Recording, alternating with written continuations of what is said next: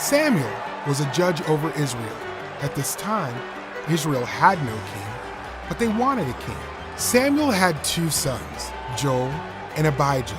Because Samuel was getting old, he let his sons be rulers over Israel. There was a problem though. Joel and Abijah were not good judges like their father was. Joel and Abijah were unfair and dishonest. The leaders of Israel went to Samuel. "You were a good judge," they said, "but your sons have not followed your example. We don't want them to lead us. We want a king like the nations around us."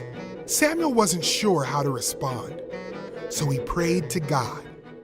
God said, "Samuel, they are not rejecting you. They are rejecting me as king.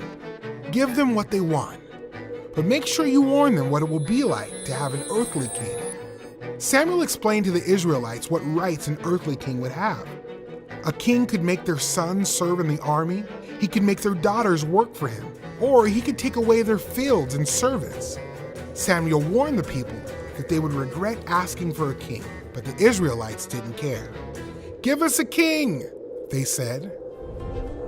Elsewhere, there was a young man named Saul. Saul's father, Kish, was looking for some of his donkeys that had wandered off.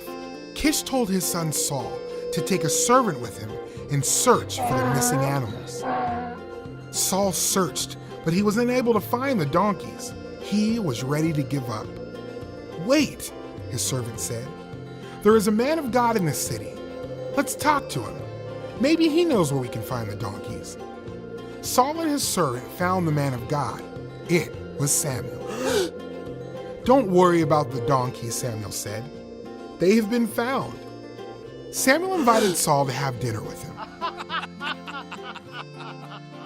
The next morning, Samuel told Saul that God had chosen Saul to be the king of Israel. Saul was surprised because he was from the tribe of Benjamin, the smallest tribe in Israel.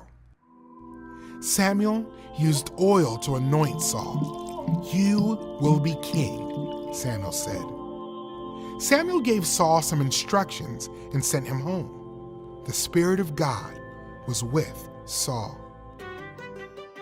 Sometime later, Samuel gathered the Israelites to introduce Saul, their new king, but no one could find Saul. God said, "There he is, hidden among the supplies." The people ran to get Saul, and Saul stood among all the people. "Long live the king," they said. God intended for a heavenly king to rule over Israel, but the Israelites did not trust God's plan, so God chose Saul to be their king. God had a plan to one day send his son, Jesus, to rule the entire world. Jesus would be the perfect king who would bring peace and salvation to the world.